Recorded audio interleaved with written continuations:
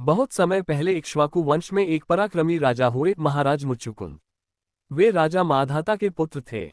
इतने बलशाली कि देवताओं के राजा इंद्र भी संकट में उन्हें याद करते थे। एक बार असुरों ने देवताओं को हरा दिया। देवता घबराए और मुच्चुकुंद जी के पास पहुंचे। राजा ने धर्म समझकर तुरंत उनकी मदद की।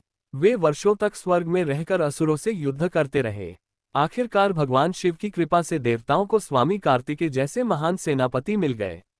अब युद्ध की जिम्मेदारी उनसे संभल गई।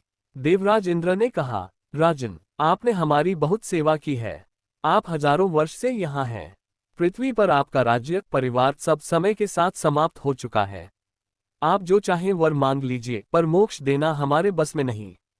इतने लंबे युद्ध से थके मुच्चुकुंद जी ने कहा, मुझे बस यह वर दीजिए कि मैं लंबी नींद सोऊं, और जो भी मेरी नींद तोड़े वह तुरंत भस्म हो जाए।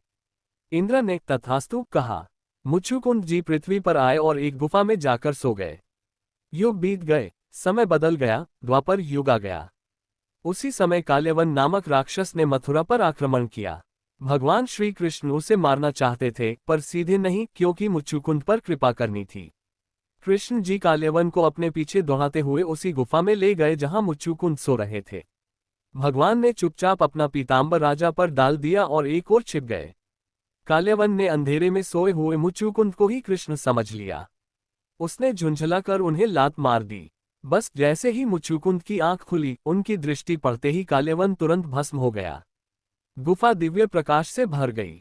मुच्चुकुंद ने सामने भगवान श्री कृष्ण को देखा। वे समझ गए, ये कोई साधारण पुरुष नहीं, स्वयं परमात्मा है। वे भगवान के चरणों में गिर पड़े। भगवान ने कहा, वर मांगो। राजा ने बड़े विनम्र भाव से कहा, प्रभु, मुझे कुछ नहीं चाहिए, बस आपकी भक्ति चाहिए।